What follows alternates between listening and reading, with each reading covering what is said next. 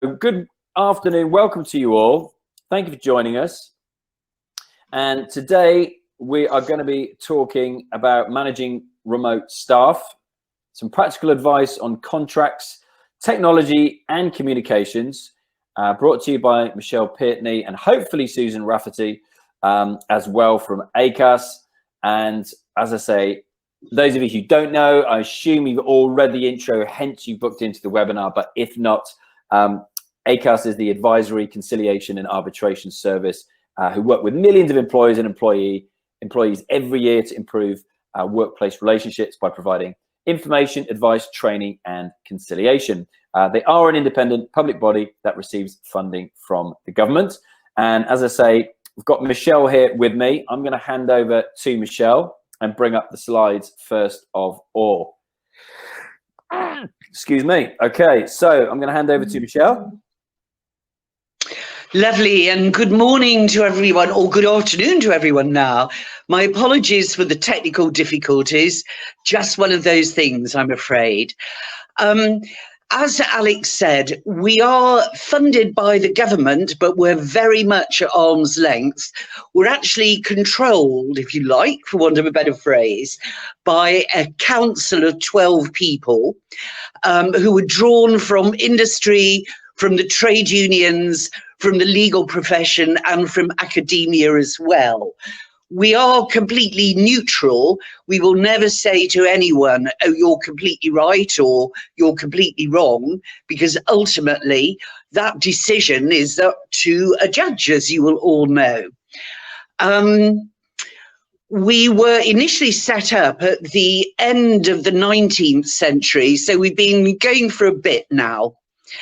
What we'd like to talk about today is really, as it says there in the contents page, lovely assistant Alec. Next slide. Oh, yay, excellent. We're going to talk a little bit about self-isolating sickness and pay, something about amending contracts. The third topic we'll cover is remote working and using technology, and it certainly won't be any advice about actually how to make technology work, because I'm not too good at that myself. And lastly, we're going to be looking at effective communication. Okay, next slide, please. Thank you. Okay, so looking firstly at absence, there are, I guess, a number of different forms that absence will take at the moment. One of them very clearly is going to be sickness that is COVID-19 related. And a lot of details, there's an awful lot of information around this on the HMRC and Acas websites. But essentially, if someone is off sick, you follow your usual sickness procedure, so that if you pay full or you top up statutory sick pay under normal circumstances, then with COVID-19, you would do exactly the same. The major difference, I guess, for you as employers, or predominantly employers, is that if someone is ill with COVID-19, then you can reclaim the statutory sick pay. If someone is off for other reasons and they tell you about that, then again, you would follow the usual procedure, and it's completely as it normally would be in more typical circumstances. I have to say, as an aside, that if someone is furloughed, they are possibly unlikely to tell you if they become sick and you don't pay full sick pay, because for them, they'll be, if they're on furlough, they'll be getting 80% of their wages.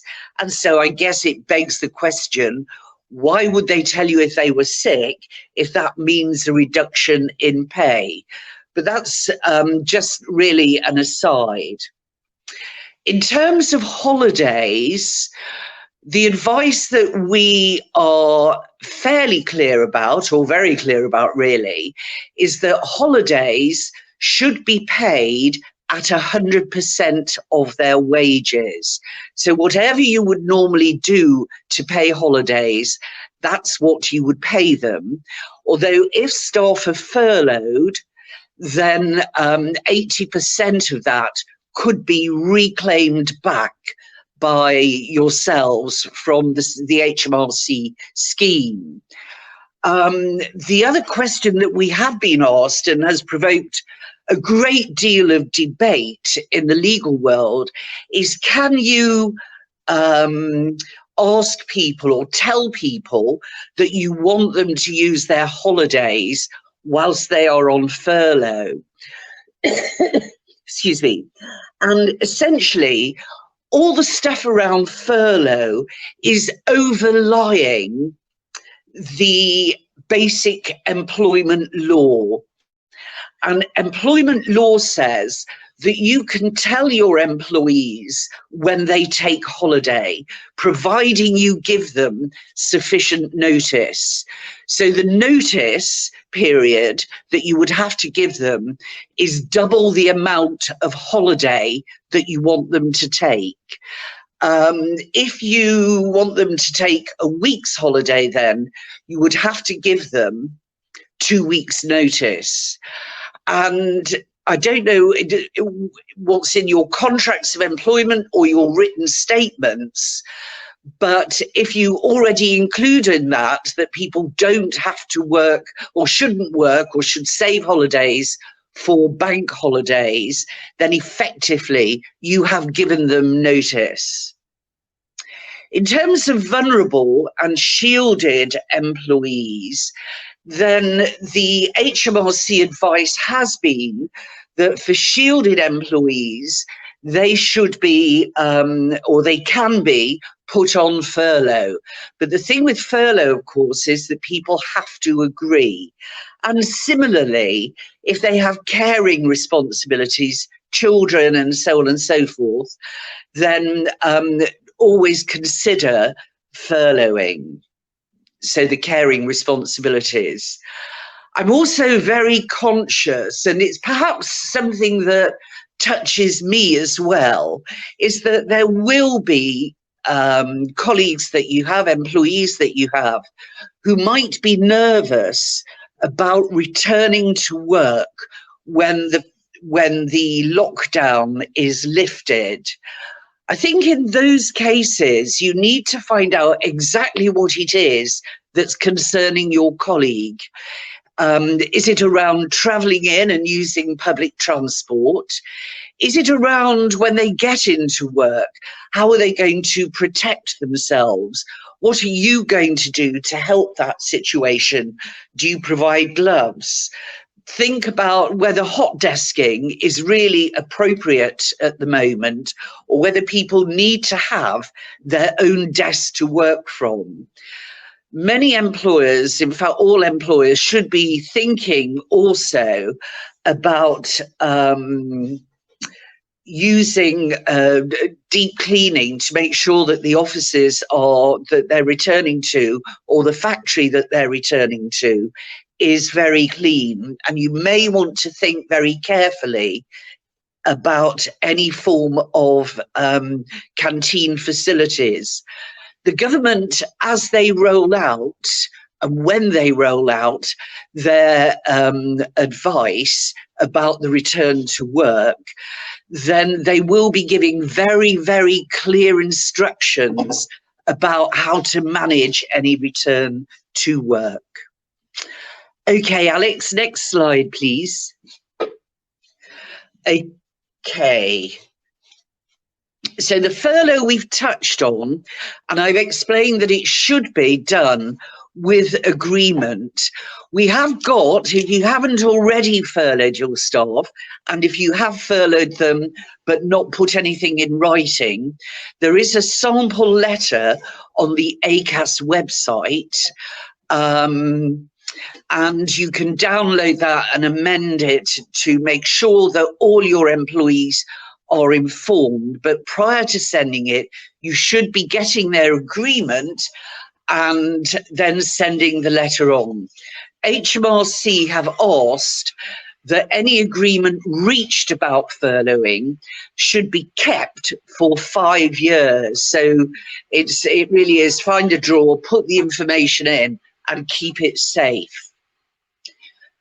For anything else, so changing hours, changing shift patterns and amending duties, current employment law applies, and that is that it should be done by agreement, so not arbitrarily changing people's terms and conditions, but doing it by agreement, explaining to them why this is happening. It may be, for example, that you want to change shift patterns so you can keep teams of workers together, and it helps the issue around isolating and working together, so you're not working with lots of different people.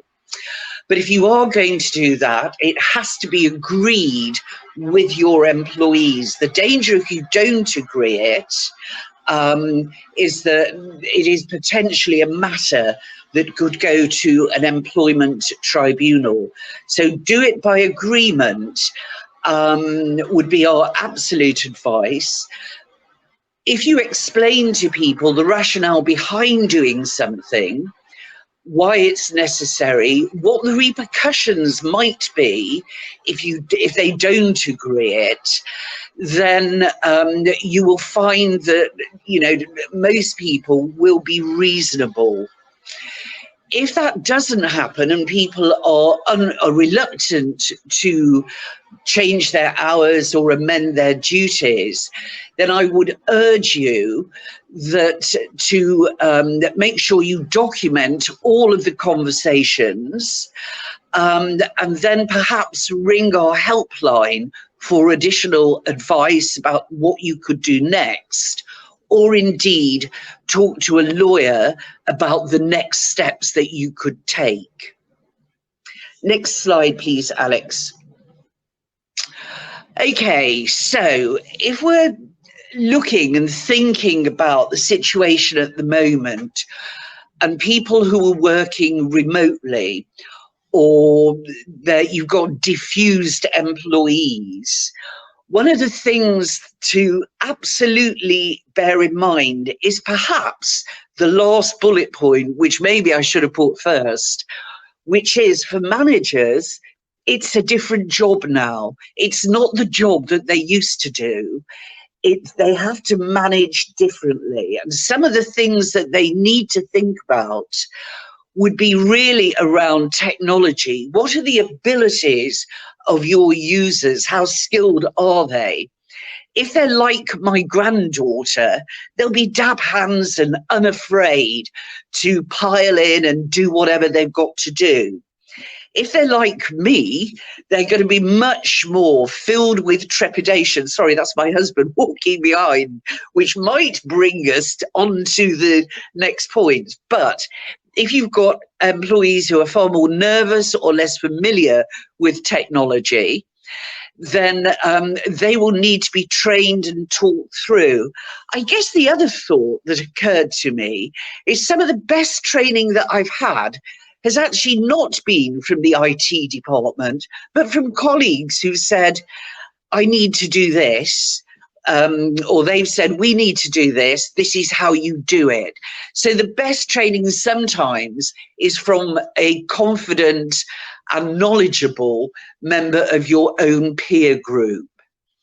Working in a non-office environment, as has just been ably demonstrated by my husband who's making a cup of tea, it's not the same. So things happen at home. One might be working with children who don't understand that mummy or daddy are working at the moment and in a conference call. You might be working with teenagers who may understand, but their needs are always supreme and immediate. You might be working with a dog who barks. It's just going to be different. And I think we have to, as many people have said, be kind to each other and be kind to ourselves. We can't have an old-fashioned view where this is an absolute office environment and this is what should happen. Things will change. In terms of health and safety, it isn't always possible for people to have, as I have, a bureau at home with a desk in a room that's light. Some people may have to work in their bedrooms or possibly in quite cramped conditions. As much as possible, health and safety rules should be observed. So if you are working from home, is there a table that people can work from? Get up and walk round. Don't just sit in a cramped position or lying on your bed doing the work. Mental health and the isolation that people are feeling is coming up the agenda, and I know that the government's focus is turning to that. We are running a health and mental health and isolation seminar over the next few weeks. If you want to check into that, again, you can have a look at our website. But line managers should be focusing on people's well-being and not just talking about work. If something amusing happened to them, talk about that. People need to be uplifted at the moment. And so it's not just work that they need to hear about, it's other people's lives. And the trivia that we normally talk about if we're in the office is equally important when we're not working together in the office. As it says in the next slide, you will have expectations, you will expect your staff to work in the same way that I have to work, but it's about being realistic, that lives may be interrupted, that it's not always going to be possible for people to manage things as they would have done if they were physically in work. So it's about managers being realistic.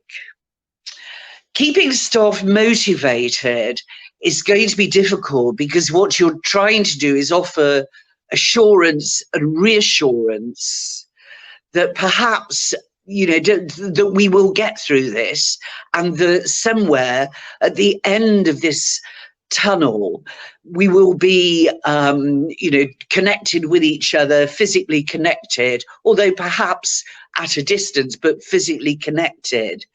Many staff might also be worrying about the possibility of redundancy, or worrying about their families, or worrying about their colleagues.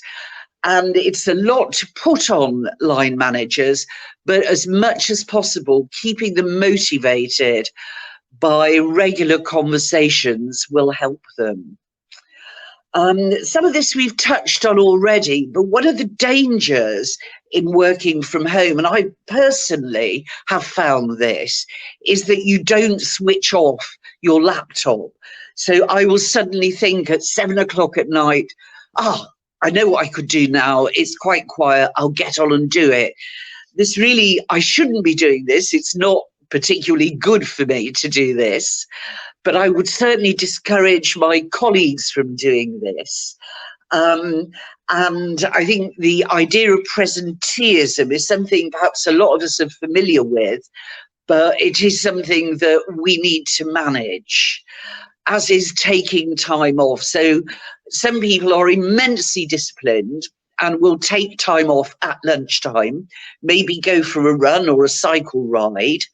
Other people less so, they will continue to work through. So maybe one of the things that managers could do is make sure that their staff are taking lunch breaks and regular breaks away from their work, as we would do normally. In the course of things, if we work in an office or a factory, there is usually banter going on, conversations, chats about what we did last night. We're not having that at the moment, but perhaps just time away from the screen would help. And as I mentioned before, right at the start, the job of managers is a different job now. It's a job that requires empathy and thought. It requires those what are referred to as soft skills, not a term I like because I think they're quite hard skills to acquire and immensely useful.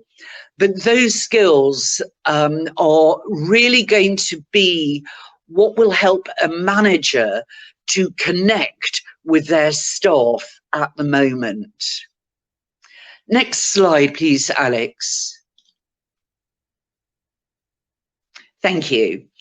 Okay, so in terms of communication, what we're thinking about here is line managers communicating with staff and thinking how frequently they would usually do this. So would it be daily or weekly? Because one thing that it's a very fine balance, I guess, because what we don't want are people to feel that they're being micromanaged, even if they're not, and the manager is doing or contacting staff daily.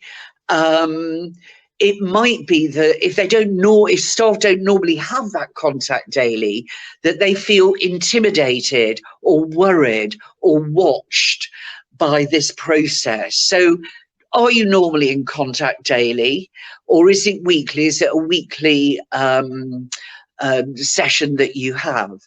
If you are in contact weekly, maybe you could just send out or set up, or the line managers could set up some sort of fun things to do rather than focus on work.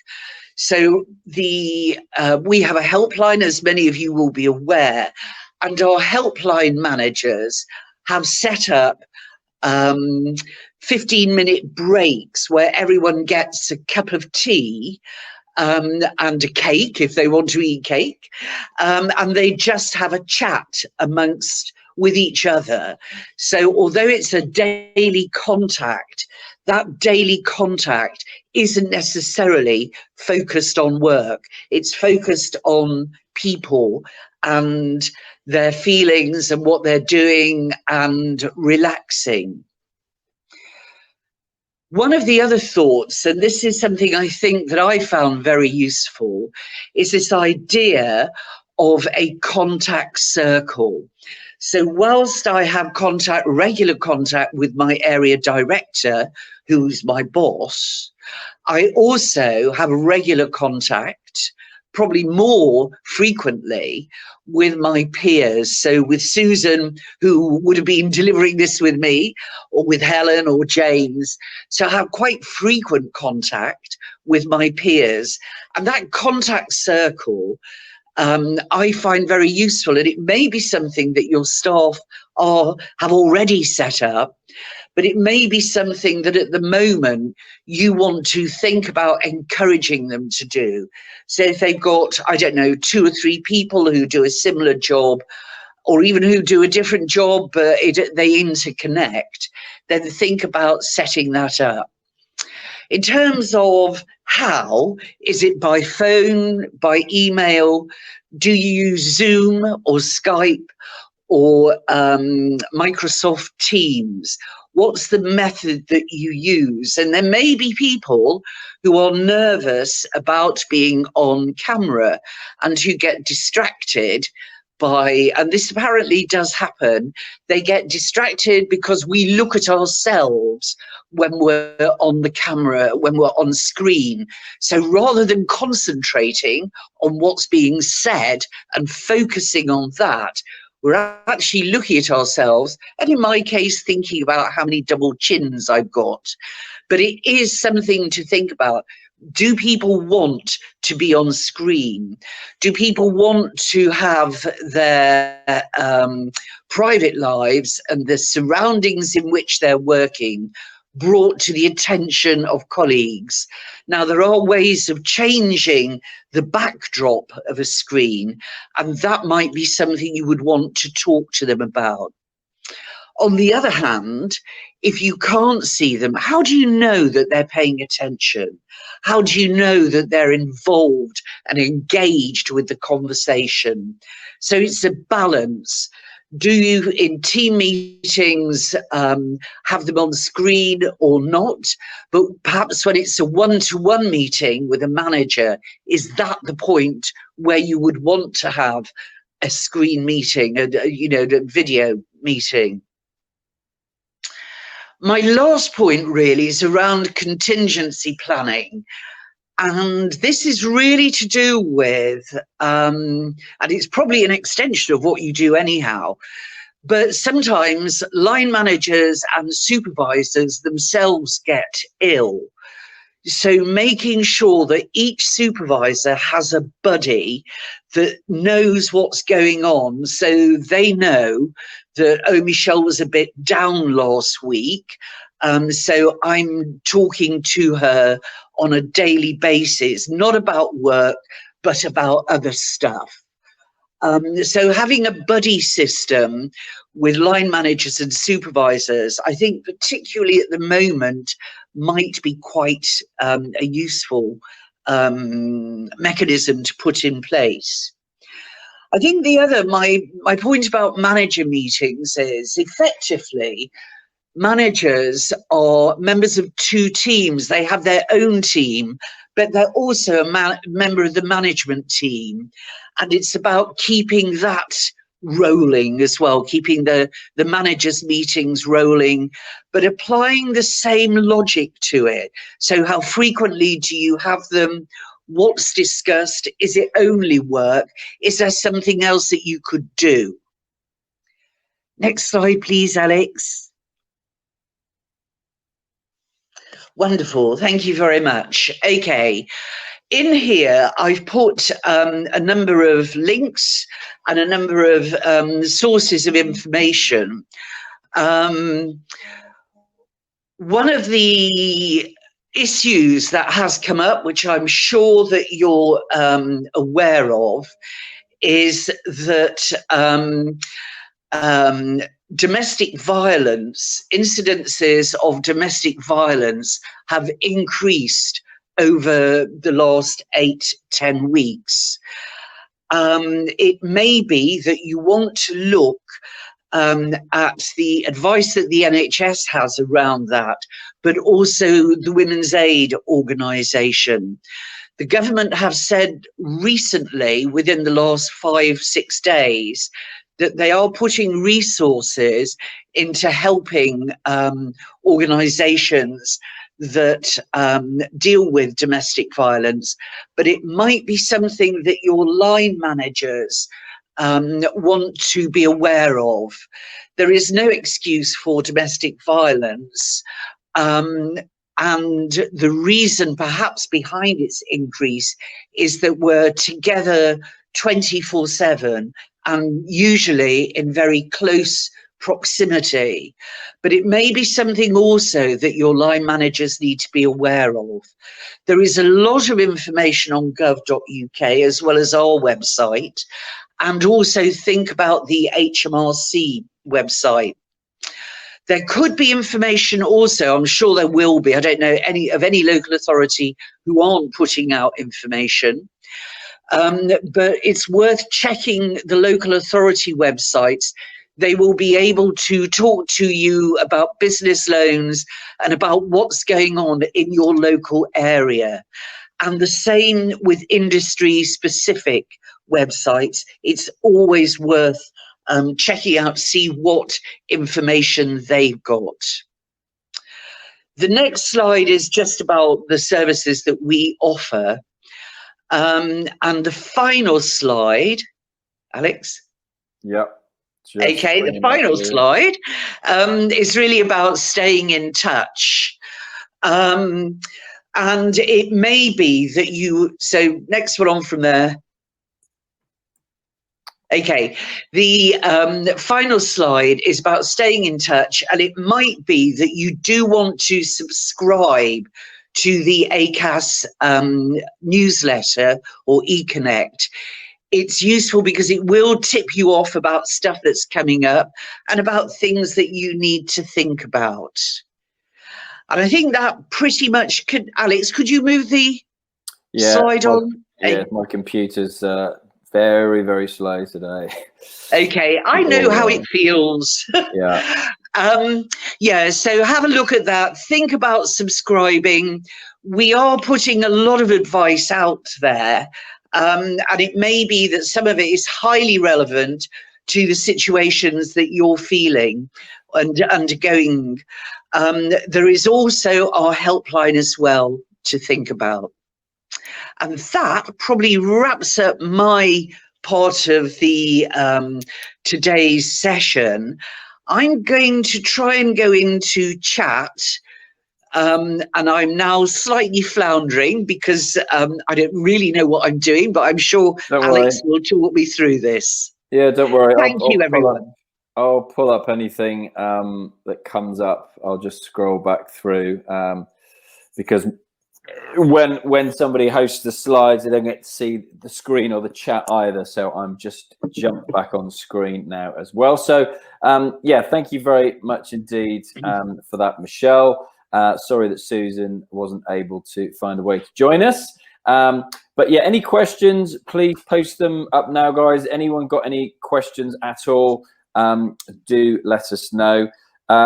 Michelle, what's it been like for yourself at Acas, and maybe you can kind of share what it's been like working remotely with all your colleagues. What kind of technology have you been using, and how have you found it? Obviously, you can see your husband making a cup of tea before. Yep. And it's not helped because my daughter's just WhatsApped me as well, so that popped up, and that was a slight distraction. Yeah, so many distractions, aren't there? That is the difficult part.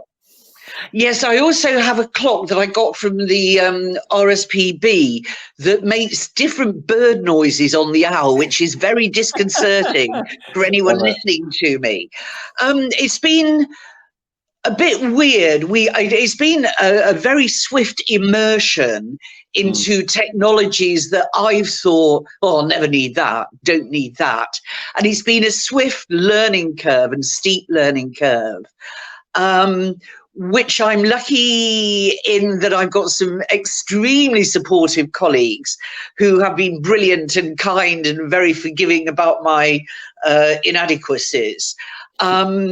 It's been really, in terms of work itself, although a lot of my work is going out and meeting employers or facilitating talks between employers and trade unions. I've not been doing that, but I have been tremendously busy because we've had so many questions and so much work around furloughing and around issues and situations that have come up.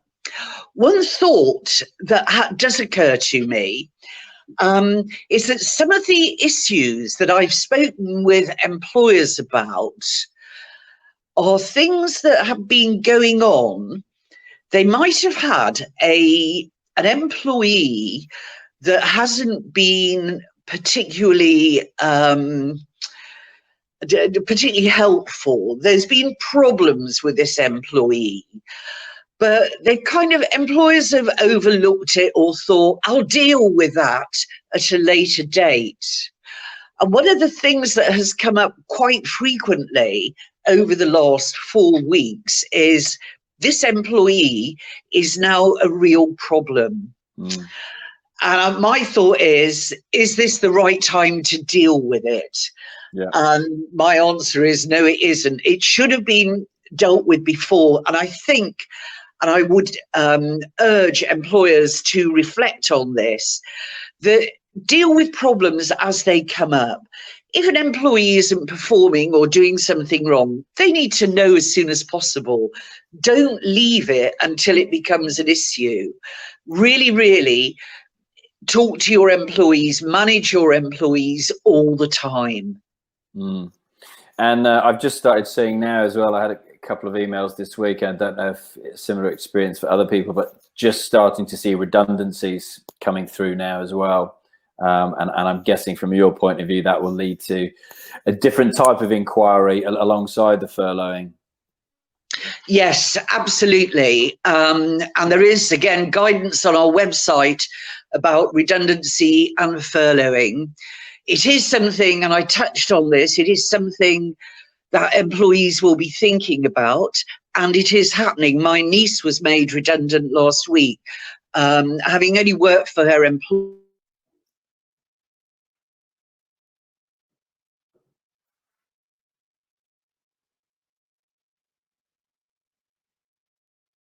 Do check out the advice on our website. I absolutely urge you to do that. Also think about the people who are not being made redundant, because the people who stay behind or who you continue to employ sometimes feel concerned and worried. Is this the first tranche of many? What's going to happen in the future? They sometimes do feel guilty.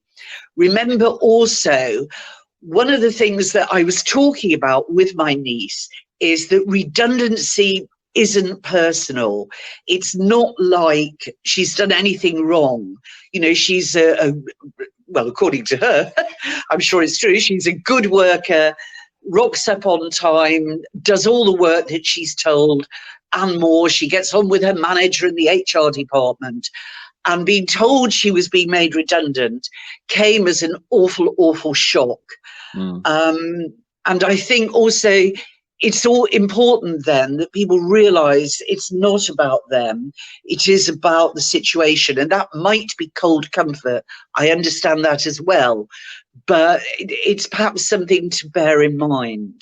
Yeah, I mean, business owners are just looking for solutions, aren't they, at the moment, when they're, you know, looking at the cash flow. And yeah, I was with Virgin Atlantic for 16 plus years before, you know, I left the last time we had something like this back in 2009. But this is obviously a lot worse this time. And, you know, loads, hundreds, thousands of my old colleagues are literally just all taking like 2 months unpaid leave spread out over 6 months, because they all think of it as their dream job and they all want to come back and have a job. So I think employers are just looking for however creative a solution there might be, but sometimes they've had to make those tough decisions, haven't they, and had to, you know, make redundancies available if there aren't voluntary ones coming through. Yes, and it's one of the things that we would urge employers to do, is to think about volunteers. When you do ask for volunteers, though, it's something that you might want to make very, very clear, that just because you're asking for volunteers doesn't mean that they will be accepted. Yeah. If you've got, I don't know, a chief engineer that is the fountain of knowledge, and she or he puts their hand up for voluntary redundancy, then it may be you actually want to hang on to them, not to make them redundant. But it is a way of avoiding compulsory redundancies. Remember also that you are required to consult with your employees, and it's meant to be meaningful consultation. That in some cases, if enough people are being made redundant, then you might need to think about having employee reps to represent them if there is no trade union. So again, I'd urge you to look at the website, either at gov.uk or at Acas, to see the details that you will need. Great. Okay, well, what I will do is I'll bring up the slides again, so people can see the contact details. Any last words from yourself? Obviously, we couldn't get Susan on, but yeah, any last words from yourself, Michele? I'll finish by bringing the slides up so people can see the contact details again. There we go. So you've got the Acas newsletter, customer services team, and social media there as well. Okay. I've nothing really else that I'd necessarily want to add to that. Okay. Do contact us if you need anything. Do look on the website. If you've any thoughts about the website, feed it back to us. the government will be producing more and more information, excuse me, as our lockdown begins to be eased.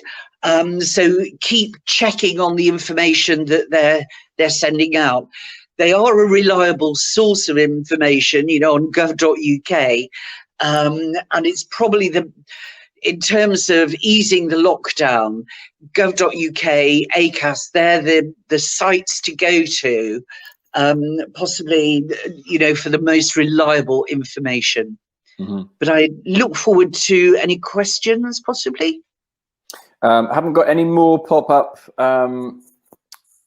Since anybody else wants to pop one in, pop it into the chat box now. If not, then I will leave that last slide up. So for people who are going to be catching this on the replay, again, you'll be able to see the contact details there for Acas as well. And I've put my contact details up there on LinkedIn. If anybody needs to get hold of me, I'm always happy to connect with everybody online, and I can forward on any inquiries that we get as well. So yeah, that looks like all our questions today, Michele. So I will leave that slide up there. Thank you very much for your time, much appreciated. Sorry we were a little late running today, everybody, but everyone stayed with us by the looks of things, which is great. And I'm sure they're screenshotting those details now as well. So thank you very much, Michele. Thank you, everybody, for watching. Next webinar is at 2 p.m. today. Aileen says, thank you very much. Very informative. You are welcome. Janet says, thank you. Very interesting. Unfortunately, I have to leave the webinar now. Have a good rest of the day. You are welcome. Very much indeed. So yeah, last webinar today is at 2 p.m. With a good friend of mine, Umesh Kumar, who is talking all about how to sell like a boss, so sales strategies and the such like. So join me in an hour. And from Michele and from Acas, thank you very much indeed today. Stay safe. Thank you, and stay safe. Thank you. Bye-bye. Bye-bye.